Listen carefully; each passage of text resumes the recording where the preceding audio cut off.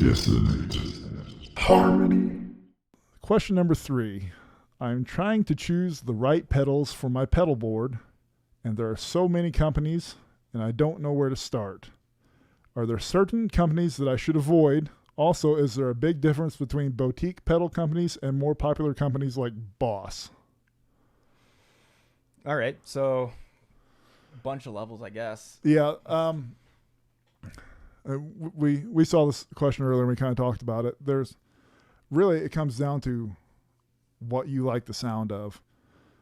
And I would look at listening to something compared with something else more than I would be looking at like a price tag or a name brand on it. Mm-hmm. I have had, on my pedal board at least, I do have some Boss things on there, and I have had some Boss things that I didn't like just because of like ground hum and things that they were having.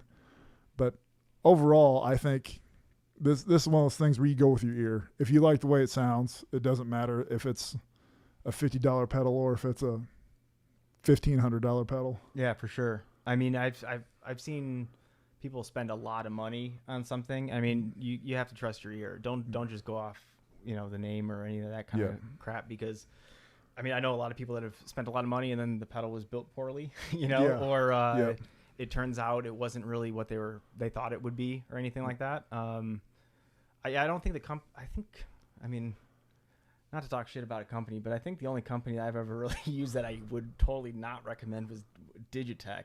Oh, yeah. I don't think I've ever, I mean, there could be something great. I don't know. I've been surprised before, but that was the one that definitely didn't work for me. That what was the Digitech had the multi-effects pedal? Was it the RP3 or something? That I think everybody in the 90s had. The little 2-pedal thing? Yes. Yep. So, yep. Yeah, I would say there is a couple exceptions to what we're saying here. If you're getting like a tape delay over a digital delay or like a spring reverb, you're going to see some differences whether you like the sound or not. They're definitely going to be more unique. And those can be boutique and be a little bit pricier. They're a lot less common now than they were 40, 50 years ago. But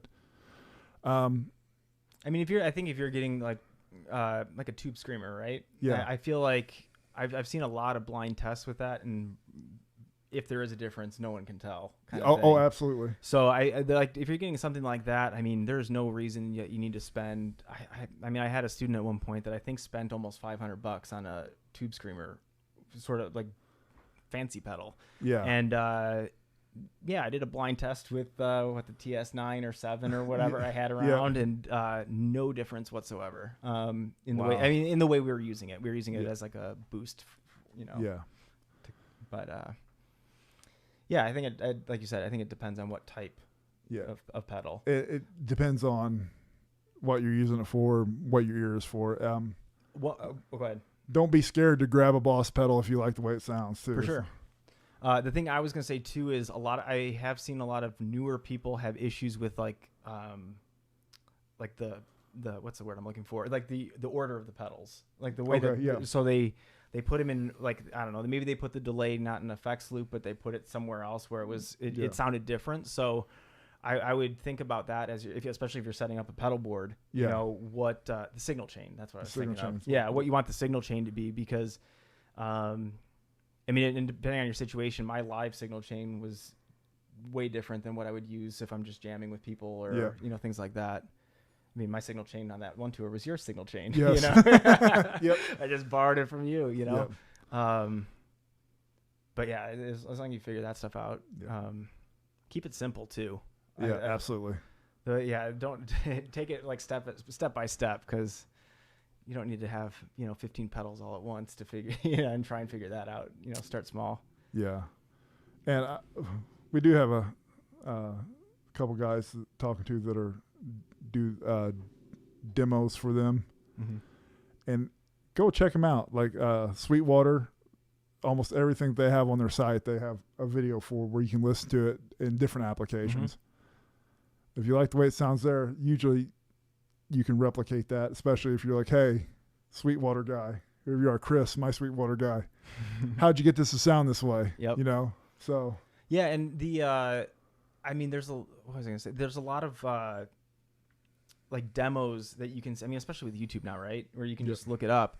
The one thing I was going to add to it is I would, if you can, and like say you're using YouTube as the resource, try and find someone that's demoing it with a guitar that's somewhat similar to yours. Oh, absolutely. I've made that mistake for sure. You know, where I mean, it's the same thing you see people do with presets, right? Where they think, oh, I've got the John Petrucci preset. It's going to sound like, you know, Glasgow Kiss or whatever song. Yep. And it's it doesn't work if you. I mean, for one, presets are really just a starting point.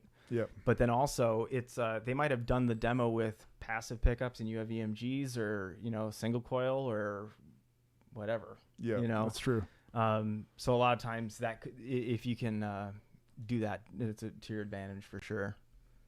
Dissonant Harmony.